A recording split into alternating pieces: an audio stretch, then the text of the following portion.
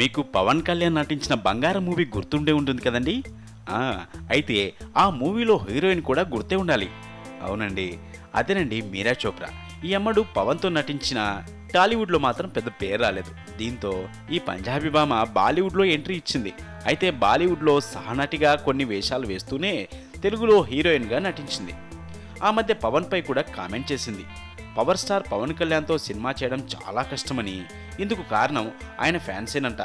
బంగారం మూవీ చేసేటప్పుడు తనకు ఎదురైన అనుభవాల కారణంతో ఈ అభిప్రాయానికి వచ్చేసింది మీరా చోప్రా. అంతేకాదండోయ్, సినిమానే తన ప్రపంచం కాదని, దాన్ని మించిన లోకం చాలా పెద్దది ఉందని చెప్పింది.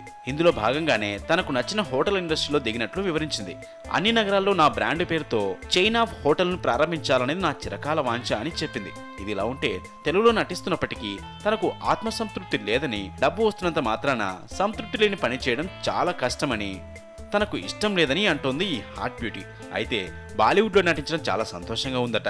సొంత ఇంట్లో ఉన్న భావనను కలుగుతుందని చెప్పుకొచ్చింది. అంతేకాదు తన మాతృభాష పంజాబీలోనూ నటించాలని ఉందని అంటోంది. రెమ్యునరేషన్ తక్కువ ఇచ్చినా కూడా పంజాబీలో నటిస్తేనే సంతృప్తి దొరుకుతుందని చెబుతోంది.